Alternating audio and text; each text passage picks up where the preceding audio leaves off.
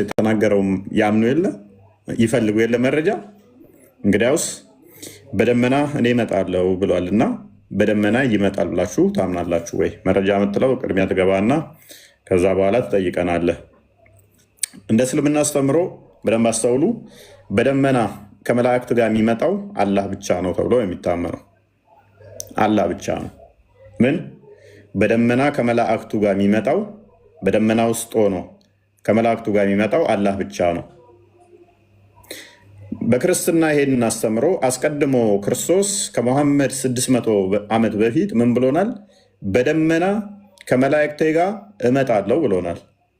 ከመላእክቱ ጋር የሚመጣው በደመና ክርስቶስ ራሱ እንደሆነ ከነገረን ሙሐመድ ከዛ ከ600 ዓመት በኋላ የክርስቶስን አስተምሮ ምን አደረገው? አላህ ከደመና ጋር ከመላእክቱ ጋር ይመጣል። ሉክ አላህ በክርስቶስ ቦታ አላህ አለ። ከዛስ ከመላእክቱ ጋር በደመና ውስጥ ይመጣል አለ። ክርስቶስ ራሱ የተናገረውን የኢየሱስን ስም በአላህ ቀየረ ማለት ነው። ስለዚህ ሙስሊሞች ይሄንን ክርስቶስ ስለራሱ የተናገረውን ሙሐመድ ቀጥፎ ለአላህ የተናገረውን ለምንድነው ትቀበሉት? ለምንድነው ኢየሱስ በደመና ሊፈርድ ይመጣል ብላችሁ ማታምኑት የሚለውን እንመለከታለን ማለት ነው። እና ቶፒካችን እዚህ ላይ ይሆናል። ክርስቲያኖች አትላኩ፣ በቃ ሙስሊሞችን ነው የምንፈልገው። ለማስገባት ስለሚያስቸግር ማለት ነው። ክርስቲያን ስለሌለ ራሴ ሆነ የምታገለው በጣም ሰው መምረጥ ያስቸግራል።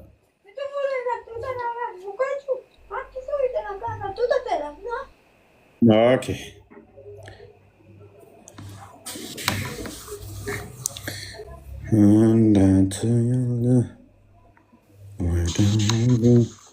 ሙባረክ ታዲያስ እንዴት ነህ? ሰላም ነው ይመስገነው። እንዴት ነህ? አለን አለን። ሙስሊም ነህ? አይ አይደለሁም። እና ሜን አካውንት ይዤ መግባት ስላልፈለግኩ ነው እና ክርስቲያን ነኝ እኔ። እሺ ሙስሊሞች ነው የምንፈልገው ለጊዜው። አብዱ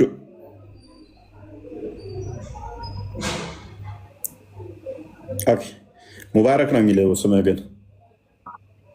አዎ እንትን ነው ፌክ አካውንት ነው። ለዛ ነው ዜሮ ፎሎወር ነው። ለምን ፌክ አካውንት ሜን አካውንት መንቀሳቀስ ስላልፈለግኩ ነው።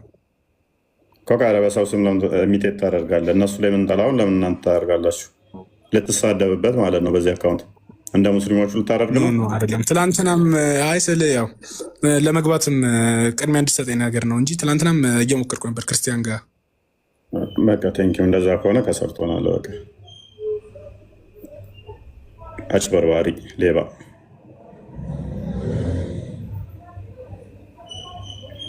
አላስገባ ስላልነ ፌክ እዛ ያመጣም ማለት ነው። ሙስሊሞቹ ጋር ምንጠላውን እናንተ ፌክ አካውንት አትክፈቱ፣ ወንጀል ስለሆነ። ለመጠየቅ ከሆነ ክርስቲያን ያንን አያደርግም።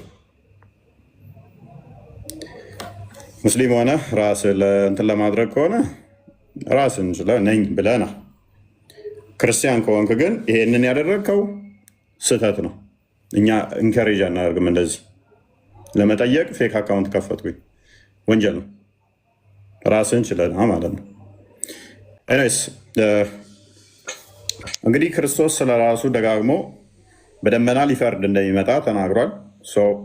ይህንን ከተማመንን ደጋግሞ ሊፈርድ በደመና እንደሚመጣ የሚታመን ከሆነ ሙስሊሞች ለምንድን ነው ይህን የማትቀበሉት የሚል ይሆናል ማለት ነው።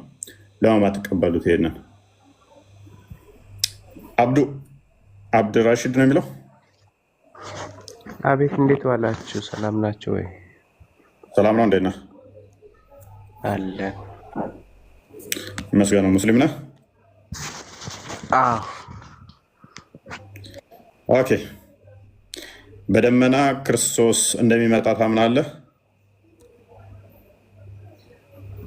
አይ እንደዛ አላምንም። ለምን አታምንም?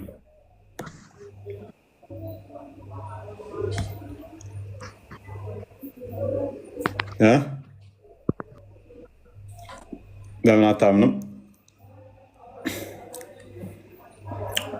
በቃ ሙስሊሞች ክርስትናው ላይ ማውራት አይፈልጉም። ለምን እንደሆነ አላውቅም። ሰሞኑን አየናቸው። በፊት ስለ ክርስትና አውሩ እንጂ ይሉ ነበር፣ አይታችሁ ከሆነ። አሁን ላይ ግን የሉም። ገብተውም ካያችኋቸው ወይም ክርስትናው ላይ አያወሩም። ወደ እስልምና ማውራቱ ነው የሚሻላቸው። እዛ ቤት አንቦጫርቀው እንደሚነግሯቸው እኛ ፊት እንደማይሆን ገብቷቸዋል፣ ተረድተዋል ማለት ነው። ጥሩ ጅማሬ ነው። ይሄን እንወደዋለን እኛ። ጥሩ አካሄድ ነው። ጥሩ ነው ማለት ነው። ኤኒዌይስ እንትና አንዴ ቃል እንትና ክርስቲያን ሶሪ ቪኪ አንዴ መጽሐፍ ቅዱስ ክፈትልን። ማቴዎስ ወንጌል ምዕራፍ 24 ላይ ክርስቶስ እንደዚህ ይላል ስለ ራሱ አንተ በል እኔ ክርስቲያኖች ለምን እንደሚልኩ እናንተን እነኛም መፈለግ እኮ መከራ ነው። ለምን እንደሚልኩ አላውቅም። ስራ ነው የሚሆኑብን እኮ ራሱ ሙስሊሞችን ልታስገባ ስትል የክርስቲያኖች ነው የሚመጣብን። ኦኬ እሺ፣ መሐመድ እንዴት ነህ? አማን ነው። ሰላም ነው አለ። እንዴት ነህ? አለን። በደመና ከመላእክቱ ጋር መጨረሻ ላይ ለፍርድ የሚመጣው ማን ነው ብለህ የምታምነው?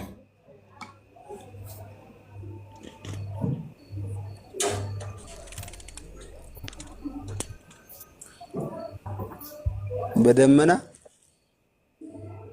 ከመላእክት ጋር ለፍርድ የሚመጣው ማን ነው? አንተ እስልምናውንም በደንብ አላውቅም ብለሃል ትናንትና። አላውቅም። ምንም ሳትማር ነበር የሄድከው? በቴሌግራም ላይ የተማርኩ ነው ገና። ሳትማር ግን ሙስሊም ትክክል ነው ብለህ ነበረ። ያው ገብቼ ለመማር ነው።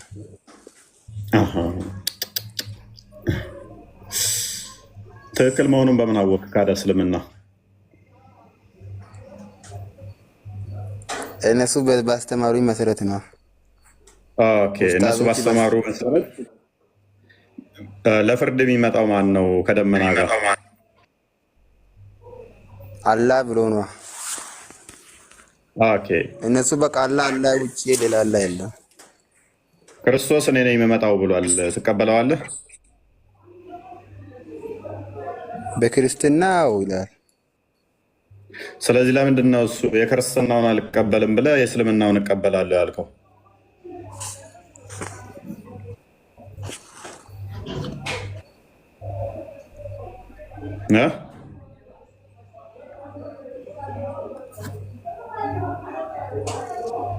መልስ የለም ለሱ። ኔስ አክቹዋሊ ጥያቄዎችም ክርስትናውም ላይ የምታውቀው የለም። አይ ዶንት ቲንክ ሶ ክርስቲያን በፊት ብዬ አላምንም። አንተ ክርስቲያን አልነበርክም በፊትም።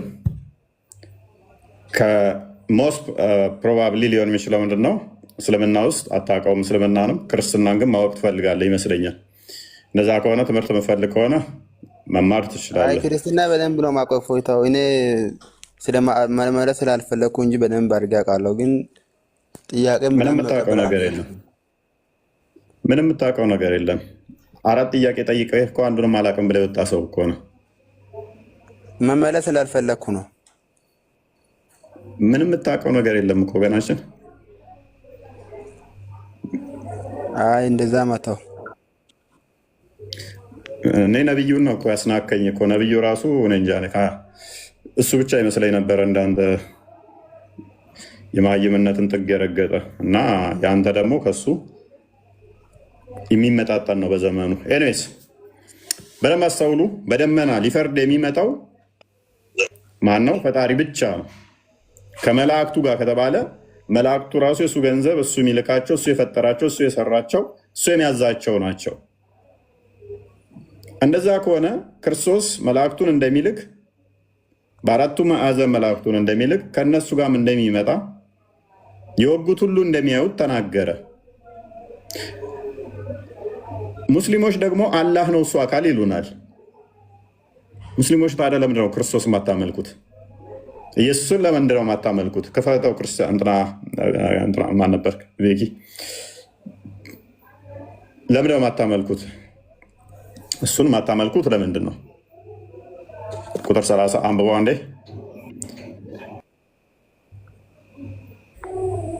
ይናወጣሉ። በዚያን ጊዜም የሰው ልጅ ምልክት በሰማይ ይታያል። በዚያን ጊዜም የምድር ወገኖች ሁሉ ዋይ ዋይ ዋይ ይላሉ። የሰው ልጅንም በኃይልና በብዙ ክብር በሰማይ ደመና ሲመጣ ያዩታል። እንዴት ይመጣል አለ? ሎክ በኃይልና በብዙ ክብር በሰማይ ደመና ሲመጣ ያዩታል። በሰማይ ምን ያሉ? ዝቅ አድርገው ትንሽ በሰማይ ዝቅ አድርገው ትንሽ ዝቅ አድርገው ማለት ተቃራኒ። የሰማያትም ኃይላት ይናወጣሉ። በዚያን ጊዜም ማንን ያሉ አለን? ማና ያሉ? የሰው ልጅ ምልክት በሰማይ ይታያል። ክርስቶስ ራሱን ደጋግሞ በአዲስ ኪዳን ላይ ምን እያለ የሚጠራው? የሰው ልጅ እያለ ይጠራል። ምን ይታያል አላቸው? በሰማይ ምልክት ይታያል። ምልክቱም ምንድን ነው? የሰው ልጅ ምልክት በሰማይ ይታያል። በዛን ጊዜም የምድር ወገኖች ሁሉ ዋይ ዋይ ይላሉ። የሰው ልጅንም በምን ሲመጣ ያዩታል? በኃይልና በብዙ ክብር በሰማይ ደመና ሲመጣ ያዩታል። አስቀድሞ በእግዚአብሔር መልክ ሲኖር ሳለ ከእግዚአብሔር ጋር መቀማትን እርሱ በእግዚአብሔር መልክ ሲኖር ሳለ ከእግዚአብሔር ጋር መቀማት እንደሚገባው አልቆጠረውም ይላል። የባህሪያን መልክ ይዞ በምስሉም እንደ ሰው ተገኝቶ ራሱን ለሞት አሳልፎ ሰጠ ይላል። እስከ መስቀል ድረስ ወደደን። ሲመጣ የባህሪያን መልክ ይዞ ነበር የመጣው። የባህሪያን መልክ ይዞ ታዞ ትትናን በምን ያህል ዝቅ ብሎ አስተምሮናል፣ አሳይቶናል። አሁን ግን በኃይልና በብዙ ክብር በደመና ሲመጣ ያዩታል። ያኔ በትትና ራሱን ዝቅ አድርጎ የባህሪያን መልክ ይዞ ሲመጣ ያልተቀበሉት፣ የወጉት፣ የሰቀሉት ሁሉ ያዩታል። በምን ሲመጣ? ከመላእክቱ ጋር።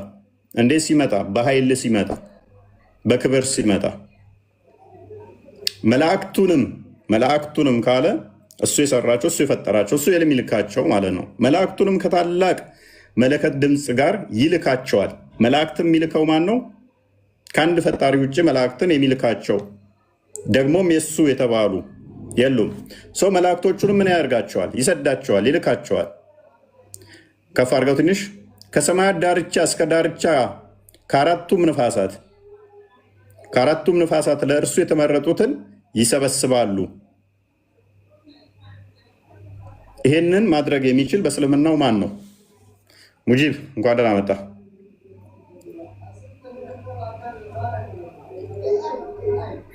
ሙጂብ ይሰማል?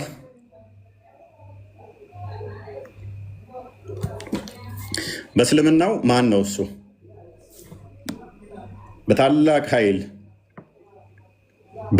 ከመላእክቱ ጋር በደመና የሚመጣው ማን ነው?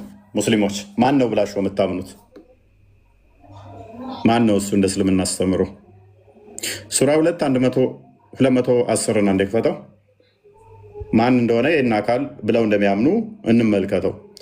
ሙሐመድ ክርስቶስ ለራሱ አምላክነት የተናገራቸውን ኢየሱስ የሚለውን አላህ በሚል ስም ቀይሮ ሙስሊሞችን እንዴት እንዳታለላቸው ነው የምትመለከቱት። ሱራ 2:210 ላይ ሱረቱ በቀራ ላይ እንደዚህ ይላል፣ አላህና መላእክቱ ከደመና በሆኑ ጥላዎች ውስጥ ሊመጧችሁ እንጂ አይጠባበቁም። አላህና መላእክቱ እንዴት ነው የሚጠባበቁት? ከደመና በሆነ ጥላ ውስጥ ሊመጡ ይጠባበቃሉ ማለት ነው። ኦራይት። ስለዚህ ሙሐመድ ለምንድን ነው ክርስቶስ ራሱ በደመና ከመላእክቱ ጋር እንደሚመጣ የተናገረበትን የአምላክነቱን የገለጸበትን ሙሐመድ ለምንድን ነው እሱ አላህ ለሚባል አካል ወስዶ የለጠፈውና እሱ ነው የሚመጣው እሱ ነው አምላኬ ነው ያለው? ሌላ አካልስ ከመላእክቱ ጋር በደመና የሚመጣል ወይ? ፍጡር ሊመጣ ይችላል ወይ? ወይንስ ፈጣሪ ነው ከመላእክቱ ጋር በደመና የሚመጣው? ፈጣሪ ነው ካላችሁ እንግዲያውስ ክርስቶስ እመጣለሁ ብሏል ቃል በቃልና አንድ አይደለም እጅግ ብዙ ቦታ ደጋግሞ ተናግሯልና ለማትቀበሉት እንዳትቀበሉስ ምን ያግዳችኋል? ምንስ ይይዛችኋል? ሜይ ቢ ምንድነው ሊያግዳችሁ የሚችል ነገር አለ?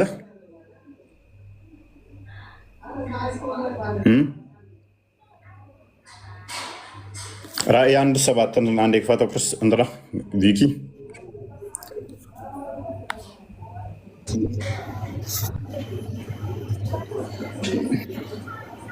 ዘወል ክርስቶስ ስለ አምላኩ የተናገራቸውን መሐመድ ለምንድን ነው የኮረጃቸው?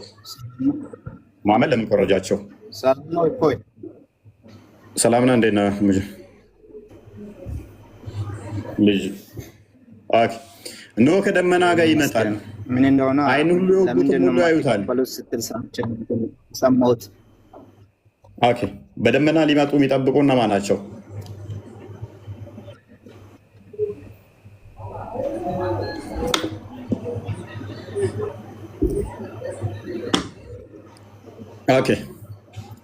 ሙጂብ ሶሪ፣ ልጅ ሙቤ ይሰማል። በደመና የሚመጣው ማና ማን ነው? እነማን ናቸው በደመና የሚመጡት? በደመና የሚመጣው ማን ነው ከመላእክቱ ጋር?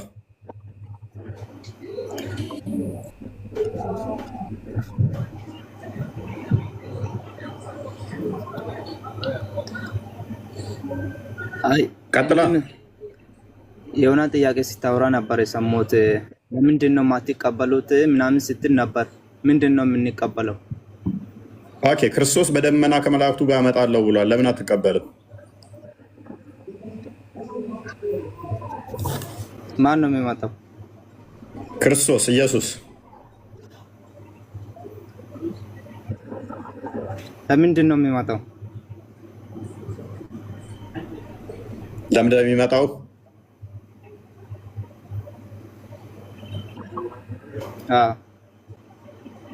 ሊፈርድብህ፣ ለፍርድ ይመጣል በደመና።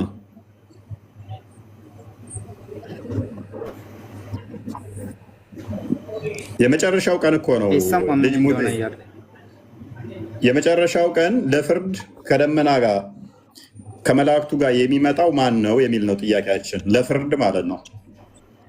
ኃጢአተኞችንና ጻድቃንን ከመቃብር ቀስቅሶ መሬት ነው ወይስ የት ነው የሚመጣው ነው? እሱን እንነጋገራለን። ማን የሚመጣው ብለህ ነው የምታምነው አንተ?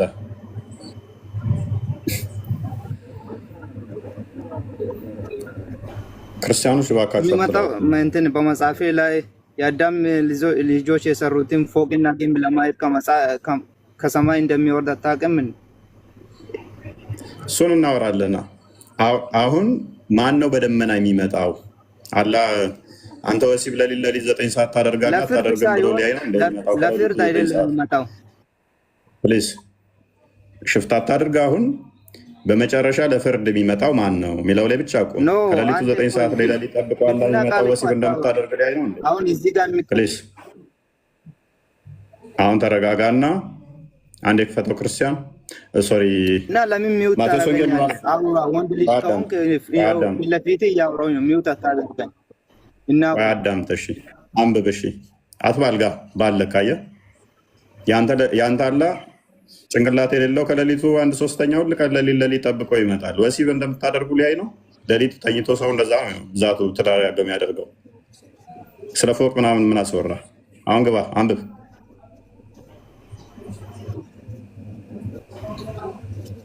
አንብብ አሁን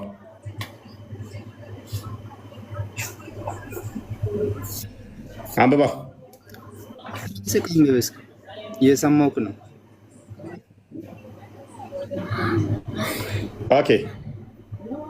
የሰማያት ኃይላት ይናወጣሉ፣ በዚያን ጊዜም የሰው ልጅ የመጨረሻውን ቀን ምልክት ነው። በደንብ አስተውል። የመጨረሻ ቀን ምልክት ምንድን ነው?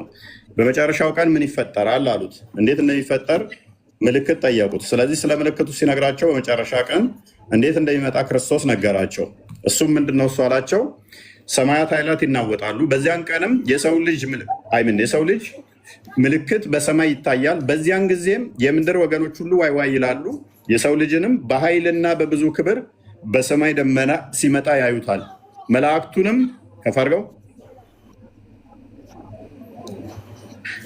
ከፍ አድርገው ለእኔ አይታየኝም። መላእክቱንም ከታላቅ መለከት ድምፅ ጋር ይልካቸዋል። ከሰማይ ዳርቻ እስከ ዳርቻ ከአራቱ ነፋሳት ለእርሱ የተመረጡትን ይሰበስባል ይላል። ይሄ ስለ መጨረሻ ቀን የሚናገር እንጂ እንዳልታለ በየቀኑ የሚመላለስበት አይደለም። ስለዚህ በመጨረሻው ቀን በደመና ከመላእክቱ ጋር የሚመጣው ማን ነው? ወንድማችን እሺ፣ ይሄ ቃል እዛ ጋር ካወራው እንትን ላይ አይጋጭም? ፎቅ ለማየት በሚወርደው ቀን አሁን ለምን አመልስም? ፎቅ ለማየት ምናምን የሚለውን ተረተረተውና ወንድማችን ኑጅሙ በይ ሜቢ ማታ ከሆነ አሁንም ደግሜ ልንገርህ። አላህ ቆያዳን ተረት እያልክ ያለው አሁን አንተ መጽሐፍ የሚታምነው መጽሐፍ አይደለም፣ በመጽሐፍ ላይ ያለው ያወራል። አሁን ስለማታውቅ ነው። አላህ እኮ ለፊቴ ያምራል አያምርም ብሎ ለተራራ ተገልጧል በሙሴ ጊዜ። አታውቅም እንዴ? እሱ ብቅ ብላ እኮ አላህ ጭንቅላት የሌላት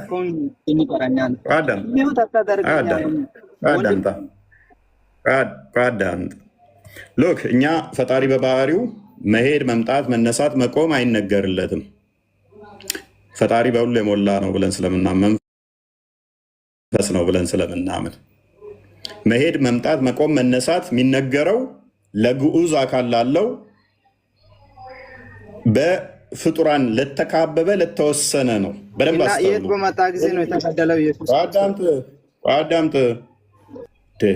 ለምን ነው ፓኒክ የምታደርገው? አላህ አደምን ለመፍጠር እንደዛ ከሆነ እኔ ሚውት እያደረገኝ አንተን ብቻ ልትማይነት። እሺ ከስሩ ነገር ጨምላቃ ከሆንክማ ከስር ትሆንና ታብታብ እያደረግ ትማራለህ። አላህ አደምን ለመፍጠር ከተለያየ ቦታ ላይ አፈር ሊዘግን እንደመጣ አታውቅም እንዴ? ወይንስ አላህ ፊቱን አምራለሁ አላምርም ብሎ ለተራራ ሲል ወርዶ እንደታየ አታውቅም እንዴ? ወይንስ ከሌሊቱ 1/3 ሁል ቀን አላህ ከአርሽ ላይ እንደሚወርድ አታውቅም? ይሄ ሊትራል መውረድ ነው እናንተ። አላህ አስቀድሞ እዛ ቦታ ላይ ስላሌለ እኛ ፈጣሪ በባህሪው የሆነ ቦታ ላይ የሌለ የሆነ ቦታ ላይ ያለ ብለን አናምነው። እነዛ ማናምን ከሆነ እርሱ በሁሉ የሞላ ከሆነ በሁሉ ያለ ከሆነ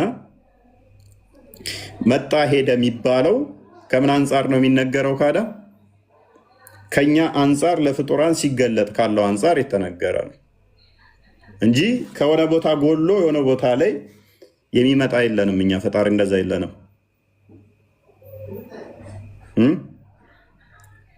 ብርሃን እዚህ ጋር ሲያገኘኝ ብርሃን ከፀሐይ ለቀቀ ማለት አይደለም። ለእኔ ሲገለጥልኝ ለእኔ ሲታየኝ ብርሃኑ እኔ ጋ መጣለል እችላለሁ። በፍጡራን እንኳን ኤግዛምፕል ማለት ነው።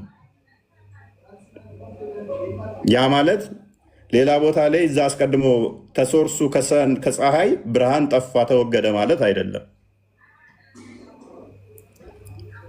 እግዚአብሔር መንፈስ ነው፣ በሁሉ የሞላ ነው ብለን እናምናለን። ሰው እንደዛ ከሆነ ደግሞ ፍጡራን አያካብቡትም፣ አያካልሉትም፣ አያዋስኑትም ብለን እናምናለን።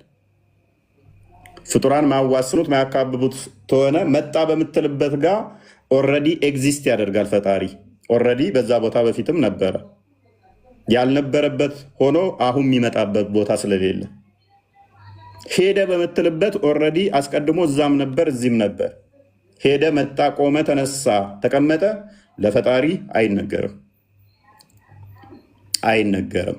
ለመሄድ ለመምጣት መጉደልና መሙላት ስለሚያስፈልግ የሆነ ቦታ አልነበረበት የሆነ ቦታ መኖር ስለሚያስፈልግ የእናንተ አላህ እዚህ የለም፣ በአካሉ ከአርሽ በላይ ነው።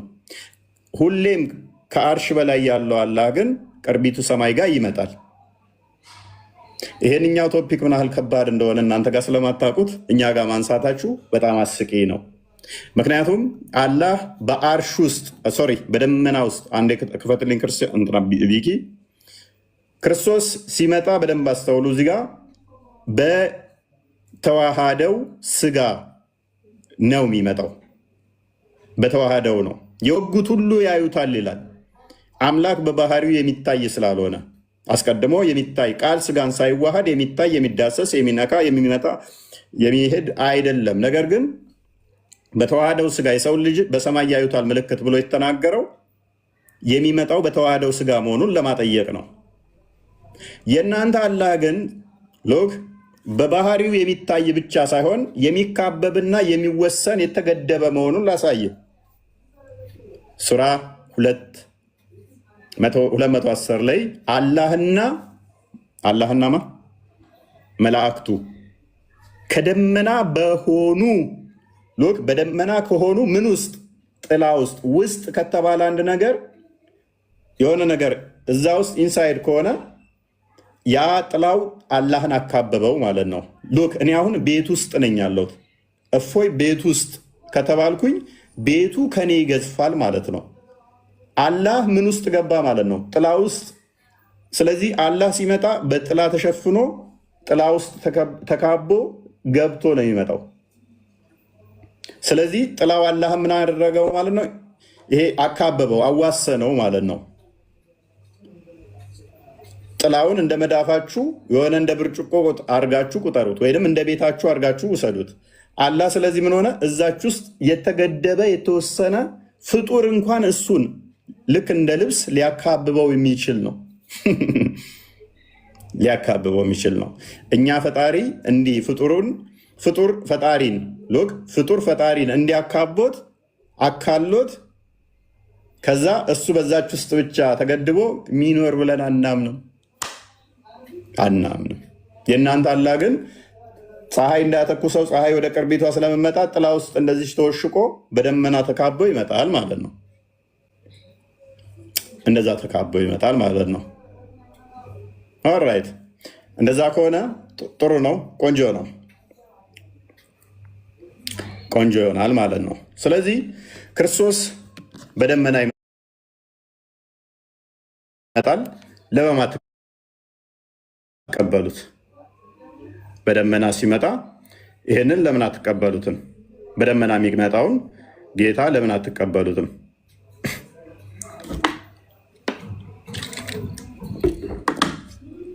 ኦኬ እሺ። አላህና መላእክቱ በደመና ከሆኑ ጥላ ውስጥ የሚመጣ ከሆነ እንዴት ነው የሚመጣው? አመጣጡ እንዴት ነው የሚያውቃለ?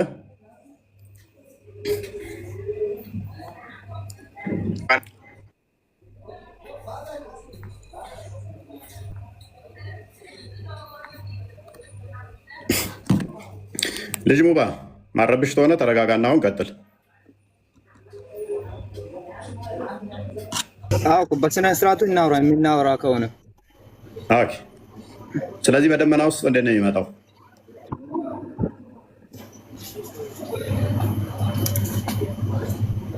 በደመና ውስጥ ስትል ፈስርልኝ፣ ይህን ክፍል እሺ፣ አስረዳኝ ይህን ክፍል።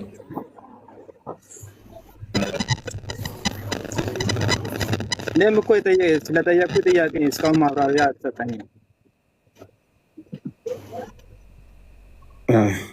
ድምፅ አብራራልኝ ይህንን ክፍል አሁን እስኪ ያቺን ቦታ አስረዳለኝ። እስካሁን ካልገባ እኮ መምጣት መሄዱ አረዳ ያስጨነቀ አስረዳኝ ይህን ክፍል። ቀጥል።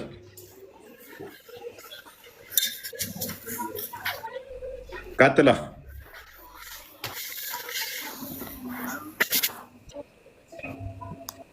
እየጠበቅኩ እኮ ነው። ምኑን እስኪ አንተ የልኛውን ተረድተው የለ?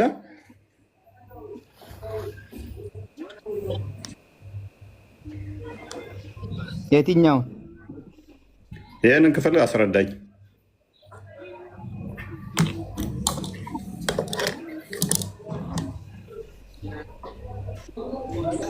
አንብበው። አይነበብም እንዴ?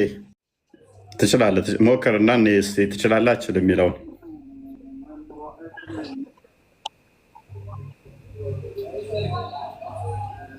አንተ ግራ የገባኝ በዚህ ላይ ምንድን ነው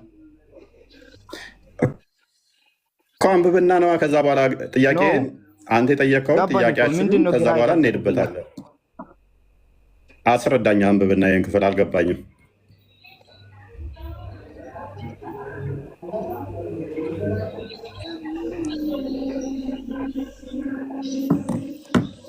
ኦኬ፣ ወይም ሚዩት አድርገህ በቃ ጣልቃ እንዳገባ ካሁን በኋላ የመጨረሻ እድል ልስጥህ። ታነባለህ ወይንስ ሚዩት አድርገህ ትቀመጣለህ?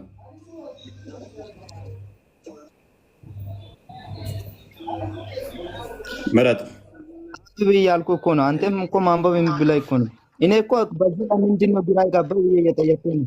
ምንድን ነው ግራ የገባኝ እኮ? አንብብና ንገረን። አንብብና ምንድን ነው በዚህ ላይ ጥያቄ ምንድን ነው? አስረዳን። ይህን ክፍል አንብብና አላህ ቅጣቱና መላእክቱ ከዳመና በሆኑ ጥላዎች ውስጥ ሊመጧቸው እንጂ አይጠባበቁም ይላል። ነገር ተፈጸመ፣ ነገሮችም ሁሉ ወደ አላህ ይመለሳሉ። ምን ማለት ነው? እሺ ምን ብለህ ነው አንተ የተረዳኸው? እኮ አስረዳኝ እያልኩ እኮ ነው።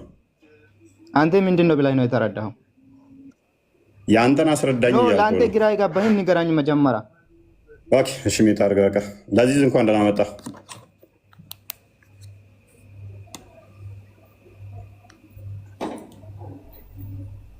አይሰማም? ለዚህ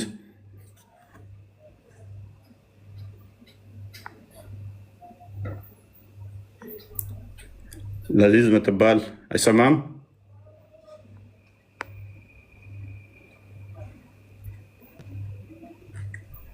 ለዚህ ይሰማል? ይሰማል። እንኳን ደህና መጣ። አይሰማም? እፎይ ትሰማለህ? እንኳን ደህና መጣ። ይሰማኛል። እኔ አንተ ይሰማል? ትሰማለህ? አይሰማም? የኛ አይሰማም? ኦኬ፣ እኔ እየተሰማኝ ነው። አንተ አይሰማም? ትሰማለህ? እንኳን ደህና ቆየኸኝ። እንዴት ነህ? ይመስገን ነው። ሙስሊም ነህ? እሺ፣ መርሐባ። እሺ፣ ይህን ጥያቄ እየጠየኩ ነው መሰለኝ አይደል? ሙስሊም ነህ?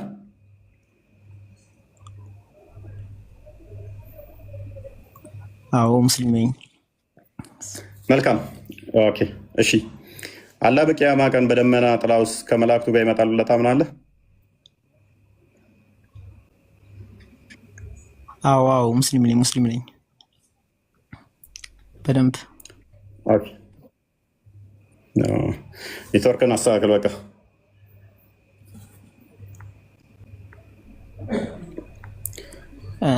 ኦኬ፣ በደንብ አስተውሉ። አንተ የጠየቀውን ፓርት በደንብ አላውቀውም እኔ ስላነበብኩት ነው። ኦኬ፣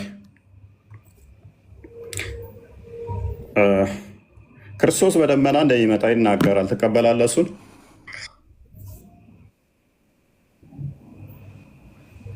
እፎይ እሱ ጋር ዘግይቶ ነው የሚደርሰው፣ በኋላ ነው የሚሰማ።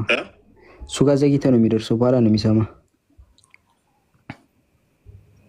እፎይ ግን የሚሰማ ከሆነ ለምን ይህንን እስልምና ላይ ያለን ጥያቄ እሱ ጋር ገብተህ አጠይቅም? እሱ ለምን መጥቶ እኔ ጋር አይማርም? አንተ ራስህ እኮ አላወቅም። ትማራለህ እኔ ጋር ቁጭ ብለህ። የስድስተኛ ክፍል ተማሪ እና እንጠይቅም ይለኛል። አንተ ሳትማር መተህ እኔ ጋር ቁጭ ብለህ እኮ እየተማርክ ነው። አታውቀውም፣ ሰምተሃል፣ አታውቅም። ነብይህም እሱም አያውቀውም። ይሄንን አሁን የምጠይቃቸውን ጥያቄ ስለማታውቁት ማለት ነው። ቁጭ ብሎ እኔ ጋር እየተማረ አላውቅም እያለ ከሌለ ብለህ ጠይቀውም ይለኛል። ወይ የእስልምና ጭንቅላት እንዴት እንደምትጸየፈው እኮ። ኤኒዌይስ በደንብ አስተውሉ። ማቴዎስ ወንጌል ምዕራፍ 25 ቁጥር 31 የክፈተው ክርስቲያን ቪኪ እኮ ገብተህ እሱን ብታወራው ይህን ቀላል ስም ገብተህ ቤት ሆነ ሁሉ ጊዜ እንደ ሴት አንተ ማር በቃ ዝም ብለህ እነሱ ቤት ሄደህ ጠይቅ ፕሊስ። ነብይህ ነው መስሎ ነው። ነብይህ ነው። ለምን እንደ ሴት ብቻህን ታወራለህ ቤትህ? ፕሊስ። እሱ ሴት ሆኖ እንደ ከቤቱ ማይወጣው ሴት መሆኑን አላወቁም ነበር። ፍናፍን ሆኖ ነው እንዳላህ በቃ አላህን ሆኖ ነው። ሶሪ አትፍረዱበት። ከቤቱ አይወጣም። ኤኒዌይስ በደንብ አስተውሉ። የሰማያትም ኃይላት ይናወጣሉ በዚያን ማቴዎስ ወንጌል ምዕራፍ 25 አንድ ክፈተው ቁጥር 30 የኛውን ቅድም አየ ነው። ኔክስት በል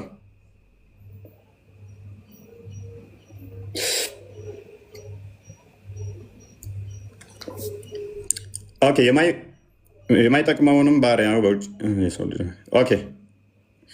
ቁጥር 31 ላይ የሰው ልጅ በክብሩ በሚመጣበት ጊዜ ከእርሱ ጋር ቅዱሳን መላእክቱ ሁሉ በዚያ ጊዜ በክብሩ ዙፋን ይቀመጣል። አሕዛብ ሁሉ በፊቱ ይሰበሰባሉ። እረኛም በጎቹን ከፍየሎቹ እንደሚለይ እርስ በርሳቸው ይለያቸዋል። ክርስቶስ በደመና ሲመጣ አሕዛብን ይለያል። ሉክ በደንብ አስተውሉ። ክርስቶስ ከመላእክቱ ጋር ሲመጣ በክብር ሲመጣ ከቅዱሳን መላእክቱ ጋር ሲመጣ መላእክቶቹን ይልካቸዋል። ማቴዎስ ወንጌል ምዕራፍ 24 ላይ እንድትመለከት ነው ማለት ነው። መላእክቶቹን ይልካቸዋል አለ። በተመሳሳይ ማቴዎስ ወንጌል ምዕራፍ 16 ላይም አለ። በደመና የሚመጣው ብቸኛ ሊፈርድ የሚመጣው ጻድቃንና ኃጢያንን የሚለያቸው እርሱ በያዘው ስጋ የሰው ልጅ የተባለው እርሱ በሰማይ ምልክት ሆኖ የሰው ልጅ ይታያል የተባለው ያ ለፍርድ ይመጣል። ማነው? እሱም ክርስቶስ ነው። መላእክቶቹን ይሰዳቸዋል፣ ይልካቸዋል። በዚያን ጊዜ በክብሩ ዙፋን ይቀመጣል።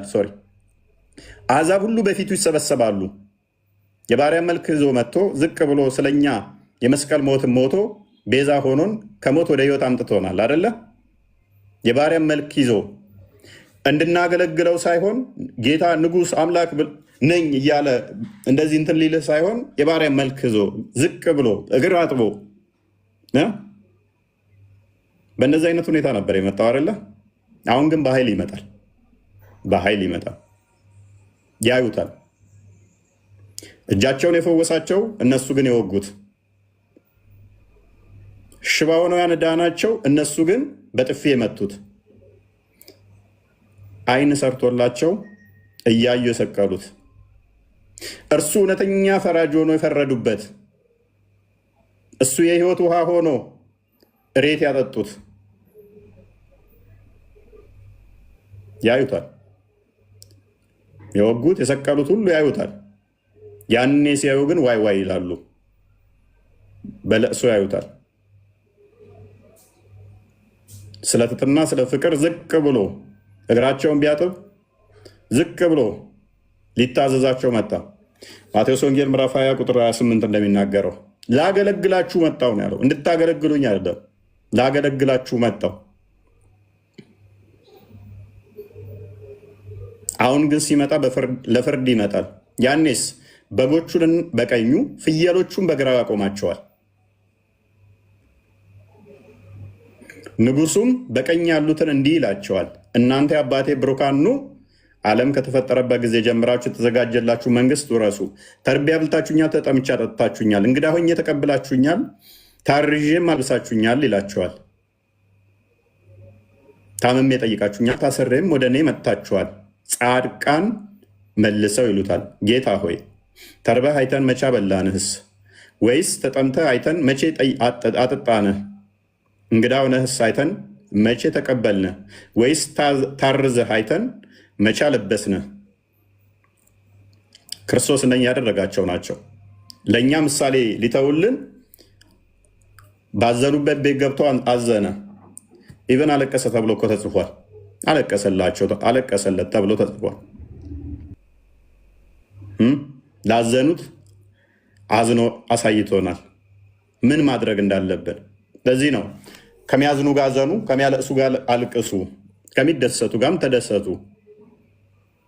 መጥፎም በመልካም እንጂ በክፋት አትመልሱ ብሎ ያስተማረን በቃል ብቻ ሳይሆን በተግባር ነው። በተግባር አስተምሮን ነው። ንጉሱ መልሰው እውነት እውነት እላችኋለሁ ከሁሉ ከሚያንሱ ከነዚህ ወንድሞች ለአንዱ እንኳ ስላደረጋችሁ ለእኔ ያድርጋችኋል ይላቸዋል ይላል። በዚያን ጊዜ በግራ ያሉትን ደግሞ ይላቸዋል፣ እናንተ እርጉማን ለሰይጣንና ለመላእክቱ ወደ ተዘጋጀ ወደ ዘላለም እሳት ከእኔ ሂዱ ይላቸዋል። ስለዚህ መሐመድን አስተምሮ የተከተሉ ሌሎችም አጋንንት ወንድማችን ነው ያሉ ሳሂህ ሙስሊም 450 ኤሌ የአጋንንትን ትምህርት ሰምተው ክርስቶስ የአብ ልጅ አይደለም ያሉ ሱራ አልጅን ከ1 እስከ 3 የአጋንንትን ትምህርት ሰምተው እሱን አዳምጠው ከአጋንንት ጋር የተባበሩ ተመላእክቱ ከሴጣን ጋር ምን ይባላሉ? ወደ ዘላለም ፍርድ ይልካቸዋል ማለት ነው። ወደ ዘላለም ፍርድ ይልካቸዋል። ያ የሚመጣው ግን ወደ ፍርድ የሚልካቸው ፍየሎቹን በቀኝ ሶሪ በግራ በጎቹን በቀኝ የሚያቆማቸው ሲመጣ እንዴት ነው? ቁጥር 31 መርገው በደመና ነው የሚመጣው። ሙሐመድ ምን ያህል ዲሲቨር እንደሆነ፣ ምን ያህል ውሸታም እንደሆነ፣ ምን ያህል ኮራጅ እንደሆነ በደመና መመጣው እኔ ነኝ ያለውን ክርስቶስ እጅግ ብዙ ቦታ የተናገረውን ክርስቶስ ሙሐመድ ቀጥታ ኮረጃትና ይሄንን ሙሉ ምዕራፉን ኮረጃውና አላህ ነው የሚመጣው እንደዚህ የሚጠይቀው አለን። ሐዲስ ኩርሲ 1840 አንዴ መክፈት ትችላለህ ቪኪ? ሐዲስ ኩርሲ 1840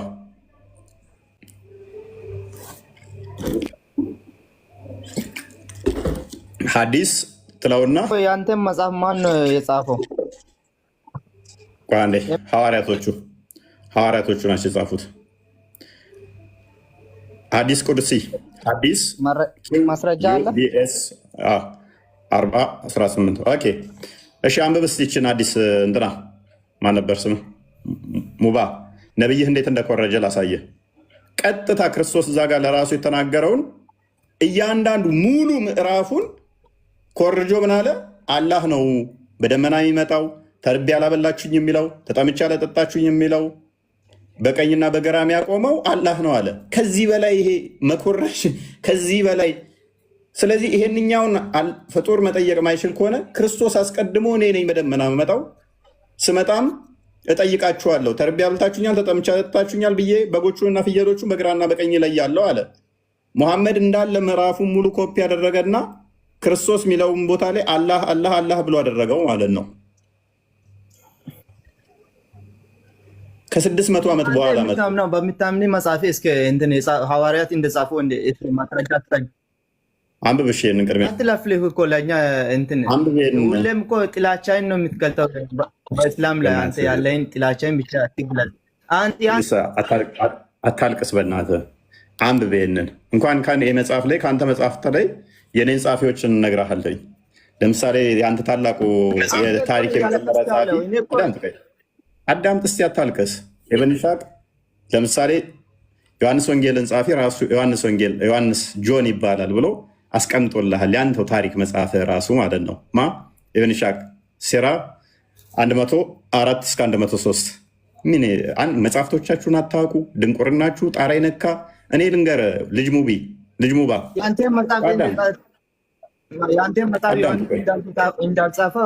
አዳምጥ፣ ተረጋጋ። የእኛን መጽሐፍት መረጃ ልስጥህ። አሁን ቆይ አዳምጣ፣ ተረጋጋ። መጮህ ብቻ ሳይሆን ተረጋጋ። እኔ የቁርአንን ጸሐፊ ከቁርአን ውስጥ አንድ ብቻ ካመጣህልኝ ለአንዴና ለመጨረሻ ንጽጽር አቆማለሁ። ይሄን አካውንት እሰጥሃለሁ። ይሄን ብቻ አይደለም 3 አካውንት ሚሊዮን ያለውንም እሰጥሃለሁ። ዘሆል እያንዳንዱን አካውንቴን አስረክቤ ንጽጽር አቆማለሁ። አንድ መረጃ ብቻ የቁርአን ጸሐፊ ከሌ ነው የሚል ከቁርአን ከ114ቱ ምዕራፍ አንድ ማምጣት እና ያንተን ድድብናና ድንቁርና ያንተን ብቻ ሳይሆን የኡስታዞችን ጭምር እንዴት እንደማጋልጥልህ እንዴት እንደምገልብልህ አሳየ። የእኛን በደንብ አስተውል። የእኛን ለአንዱ መጽሐፍ አይደለም። አዳምጥ። ለአንዱ ሳይሆን ከበቂ በላይ የትም ሳልሄድ ከመጽሐፍ ቅዱስ ብቻ እሰጥሃለሁ። አንተ አንድ ነው ያልኩህ፣ ብዙ አይደለም። አንድ ማስረጃ ብቻ ሳየኝ። የቁርአን ጸሐፊ ማን ነው?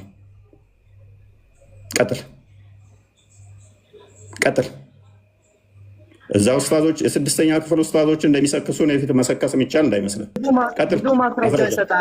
ብዙ ማስረጃ ይሰጣሉ። አንድ ብቻ አምጣ፣ ነገርኩህ። ብዙ ማስረጃ ይሰጣሉ፣ ግን አንተ አንድ ማስረጃ አምጣ።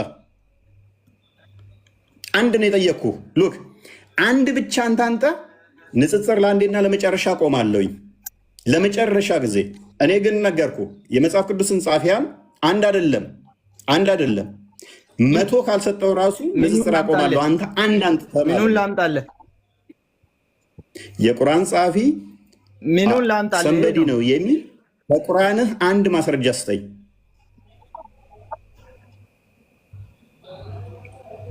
ይሰጣለሁ፣ ጊዜ ስጠኝ።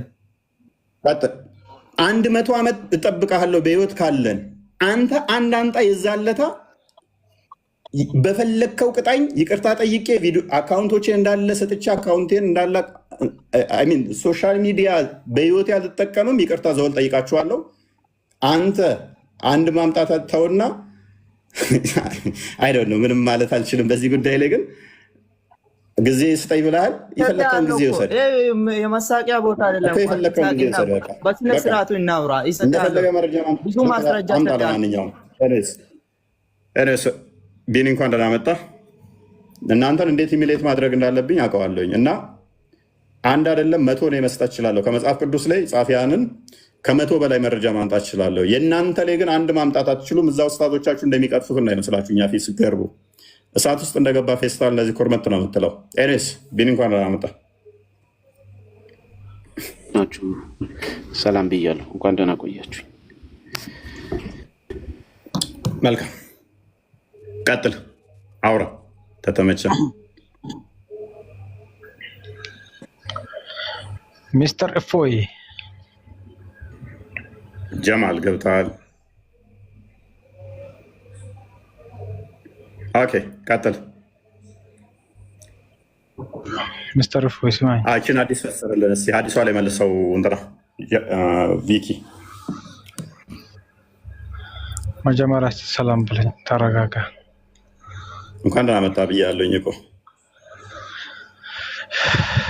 እሺ እኔ አንድ አስተያየት ለመስጠት ነው። ትቀበላለህ? አስተያየት መስጫ ሳጥን ስለሌለ ከስር ታደርገዋለህ። አስተያየት መስጫውን ከስር ያለው የሚጻፈውን አየው። እሱ አስተያየት መስጫ ነው። ሲፈልጉ የፈለጉትን ሰዎች አይምሯቸው ውስጥ የመጣውን እዛ ጋር በጽሁፍ ያሰፍሩታል። እዚህ ጋር ደግሞ በስሜት ነው የምትነዳው። በስሜት ነው የምትነዳው። መጀመሪያ ስማ፣ ችግር የለውም። በስሜት ከተነዳሁኝ ምንድነው መሆነው መሰለ? ንጽጽር ማለት እኮ ማደማመጥ ነው እንጂ ሰውን በስሜት የሚሄድ ሰው ሳይ ሙስሊም 14:03ን ሲያነብ ነብዩን ያደርጋል፣ እንደ ነብዩ ይሆናል። ልክ ስሜቱ የመጣበት ሰው ሮጦ ሄዶ ያገኛትን ሴት ያደርጋት ብሏል ነብዩ። እሱ መንገድ ላይ ሴት የፈለከውን አውራ፣ ስማ፣ የፈለከውን አውራ፣ የፈለከውን አውራ፣ ችግር የለውም ግን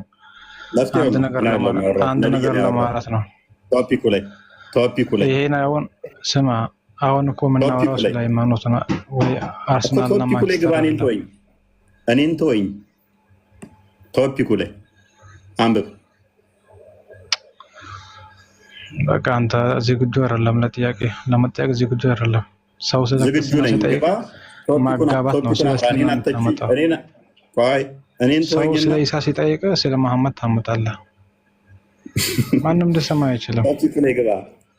ቶፒኩ ላይ ግባ። አትቅለል፣ እየቀለድክ ነው በሃይማኖት።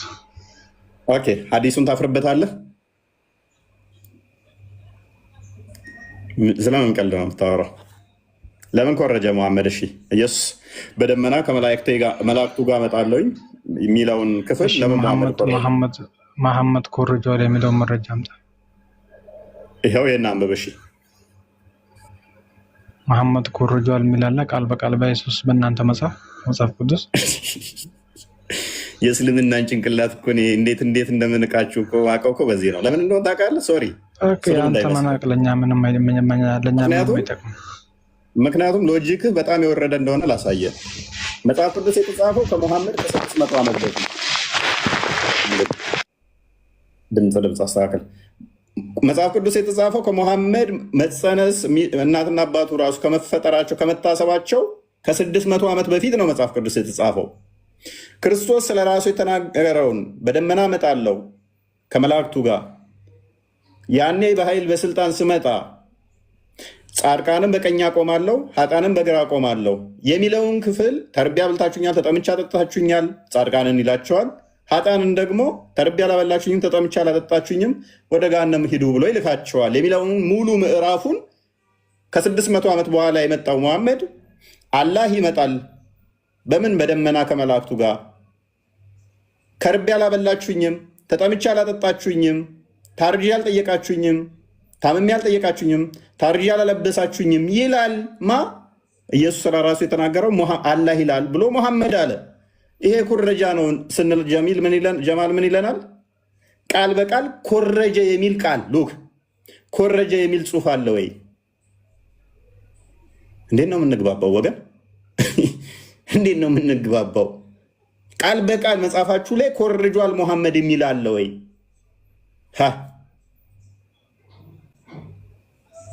ይህንን ጭንቅላት እንዴት ነው ማስረዳ የሚቻለው?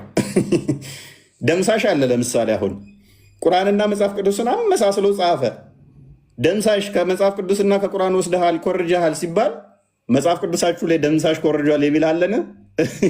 ፍቅር ሲዝም ኮረጀ የሚል መጽሐፍ ቅዱሳችሁ ላይ ተጽፏል? ቃል በቃል ደምሳሽ ወይም ፍቅር ሲዝም ሃይማኖት ኮርጇል የሚል ከሌለ አልኮረጀም ማለት ነው። ይህንን ጭንቅላት እንዴት ላስረዳው? ሶሪ አምኪዲንግ ኦፌንሲቭ የሆንኩባችሁ እንዳይመስላችሁ ስቀልዳችሁ ነው። ግን ጭንቅላታችሁን በዚህ መጠን ስታዘበው ያስቀኛል። የመረዳት ችሎታችሁ ማለት ነው። ያስቀኛል፣ በጣም ያስቀኝ። እንደዚህ አይነት ጭንቅላት ቢኖረኝ ቆርጬ ልጥለው እችላለሁ። የምሬን ነው እንዴ። ለምሳሌ በቀላሉ እንደው ኩረጃን ተውትና ሰዓት አለ ለምሳሌ፣ ወይንም ደግሞ ሰዓታችሁን አንድ ሰውዬ ሰረቀ ወሰደ፣ እናንተን ማለት ነው።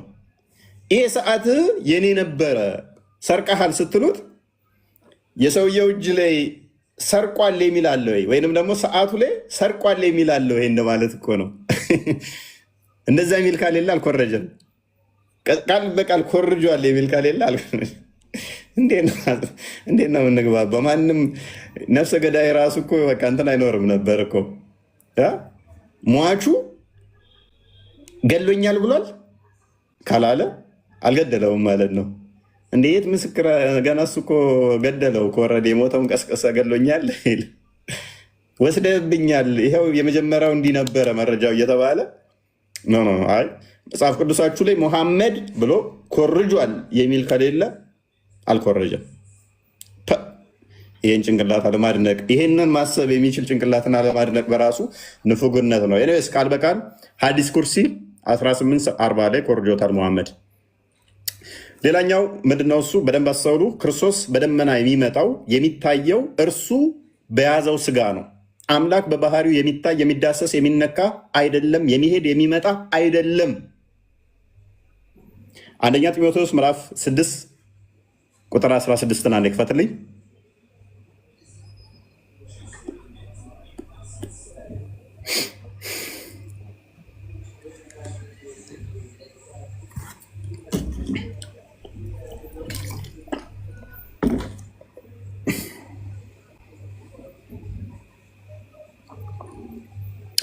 ኦኬ፣ እርሱ ብቻ የማይሞት ነው፣ ማንም ሊቀርበው በማይችል ብርሃን ይኖራል።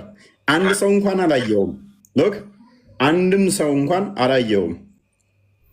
አምላክ በፍጡር ዓይን የሚካበብ የሚዋሰን አይደለም።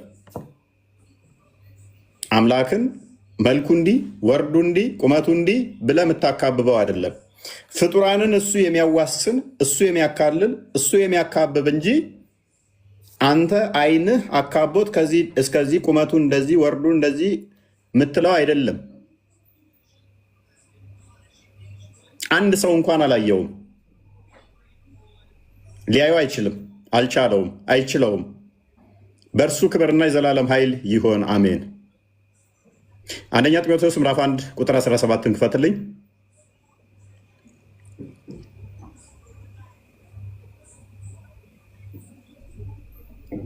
ብቻውን አምላክ ለሚሆን ለማይጠፋ ለማይታየው ለዘመናን ንጉሥ ምስጋናና ክብር እስከ ዘላለም ድረስ ይሁን አሜን። እርሱ ብቻ ምን ለማይለው ለማይታየው የሙስሊሞች አላ ለውጥ ይስማማዋል። አሁን አልታየም ቢሉም በቂያማ ቀን ይታያል። ሲታይ ደግሞ ፍጡራን ዓይን በሚያካብበው መልኩ ነው። ሱረት አንቢያ 104 ላይ እንደጀመርነው እንመልሰዋለን ፍጥረትን ይላል።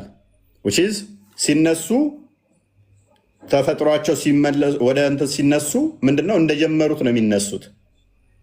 ዊች ሚንስ ወንዱ 30 ሜትር ወይንም ደግሞ 60 ክንድ ሆነው በአዳምና በሔዋን ሆነው የሚነሱት ይላል። መጽሐፍቶቹ ገጾች በሚጠቀለሉበት ሰማይን የምንጠቀልልበትን ቀን አስታውሱ። የመጀመሪያውን ፍጥረት እንደጀመር እንመልሰዋለን። መፈጸሙ በእኛ ላይ የሆነን ቀጠሮ ቀጠርን፣ እኛ የቀጠርነው ሰሪዎች ነን ይላል። ስለዚህ ወደ መጀመሪያው የሚመለሱ ከሆነ አዳምና ሔዋን በተፈጠሩበት የሚነሱ ከሆነ ፍጡር ናቸው። ስቲል ያኔ ሲነሱ ግን አላህን በሚያካብብ በሚያዋስን ሁኔታ ልክ ፀሐይን እና ጨረቃን ወለል ብሎ እንደምታዩት አላህን ታዩታላችሁ ይላል። ስለዚህ ያኔ ራሱ ዘህ የምትነሳው አይን ፍጡር አይን ነው። የመጀመሪያው ፍጡርን አይን ነው ዘህ የምትነሳው። ፍጡር አላህን የሚያካብበው ከሆነ ያኔ ምንድነው እሱ ታዲያ አሁን ራሱ መታየት ይችላል ማለት ነው። እና አላህ ለምንድነው አሁን ያልታየው? ምክንያቱም ከአርሽ በላይ ተደብቆ ስላለ ነው። በባህሪው የማይታይ ሉክ በባህሪው የማይታይ ሆኖ ሳይሆን ተደብቆ ነው ያለው። እኔን ያያችሁኝ አሁን ምንድነው በቴክኖሎጂ ምክንያት ነው። ሞባይሌን ባጠፋ አታዩኝም። ተደብቄ ነው ያለው ከናንተ ርቀት ላይ ነው ያለሁት ከናንተ። አላህም የማይታይበት ምክንያት ከኛ ርቀት ስላለ ከአርሽ በላይ ስለሆነ እንጂ በባህሪው የማይታይ ሆኖ አይደለም። ግዑዝ አካል ስለሆነ ጭንቅላት ባይኖረውም አትሊስት እግሩን ማየት ትችላላችሁ። እጅ አለው፣ እጆቹን ማየት ትችላላችሁ። እና ለመዋህም አታዩት። አይናችሁ ከአርሽ በላይ እንኳን አላህን በጣም ግዙፍ ፍጡር የሚሉትን አርሽን እንኳን ማየት አልቻላችሁ፣ አይናችሁ እዛ ድረስ ስላልሄደ። ስለዚህ አላህ በባህሪው የማይታይ አይደለም የሚታይ ነው። በባህሪው ማይወሰን አይደለም የሚወሰን ነው። በባህሪው ማይካለል አይደለም የሚከለል ነው። የእኛ ፈጣሪ ግን እንደዛ አይደለም። ዮሐንስ ወንጌል ምዕራፍ 4 ቁጥር 24 እንደሚናገረው እርሱ መንፈስ ነው፣ እግዚአብሔር መንፈስ ነው። በአይነ ስጋችን የምናካብበው የምናካልለው አይደለም ማለት ነው። ከዚህ እንደዚህ ከዛ እንደዚህ የምንለው አይደለም። እርሱ መንፈስ ከሆነ ግዑዝ አካል እንደ ግዑዝ አካል አይናችን እንደዚህ አይቶ የሚያዋሰነው አይደለም።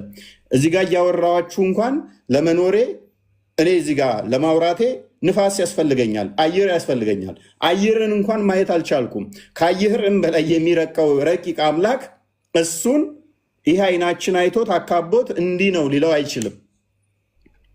እሱ ይኖር ዘንድ ወይንም ደግሞ እንትን ሊል ዘንድ አቋቋሚያ ያስፈልገው ቦታ የሚሞላ ልክ እንትን እንደ ግዑዝ አይደለም። አላህ ግን እንደ ግዑዝ አካል የሚወጣ የሚወርድ ነው፣ የሚሄድ የሚመጣ ነው። ፈጣሪ በባህሪው አይነገርለትም። መሄድ፣ መምጣት፣ መቀመጥ፣ መነሳት፣ መቆም፣ መሮጥ ለፈጣሪ ይነገራል ብለን አናምንም። ሸይኹል ኢስላም ኢብኑ ተይሚያ እንደሚናገረው ግን ፈጣሪ ይሄዳል፣ ይቆማል፣ ይቀመጣል፣ ይነሳል፣ ይተኛል፣ ይንቀሳቀሳል፣ ይሮጣል፣ ይስቃል፣ ይቆጣል። እነኚህ ሊትራሊም የራሱ ባህሪያቶች ናቸው ብላ ያስቀምጣል። ይሄ የፍጡር ባህሪ ነው፣ የፈጣሪ ባህሪ ነው ብለን አናምንም እኛ። ፈጣሪ በባህሪው ከአንድ ቦታ ወደ አንድ ቦታ የሚንቀሳቀስ ከሆነ ጉድለት አለበት። አስቀድሞ የሌለበት ቦታ እንደኔ እዛ ቦታ ለመገኘት ሲል መሄድ ግዴታ ያስፈልገዋል። ይሄ የፍጡር ባህሪ ነው። ለፈጣሪ በባህሪ ይሄ አይነገርለትም። እኛ ጋር ይሄ ቢመጣ እንኳን ከምን አንጻር ነው የሚነገረው? ለእኛ ከመገለጡ አንጻር፣ ለእኛ ከመታየቱ አንጻር እኛ የተገደብን የተወሰን ስለሆነ ከኛ አንጻር የሚነገር እንጂ ፈጣሪ አስቀድሞ በሁሉ ቦታ ያለ ከስፔስና ፕሌስ ውጭም ያለ ፍጡራንን የሚያካብብ የሚያዋሰን እንጂ ፍጡራን አካበውት አዋስነውት ከዛ እዛ ጋር ጉድለት ኖሮበት የሚንቀሳቀስ አይደለም። እግዚአብሔር መንፈስ ነው፣ የሚሰግዱለትም በመንፈስና በእውነት ሊሰግዱለት ያስፈልጋል ይላል።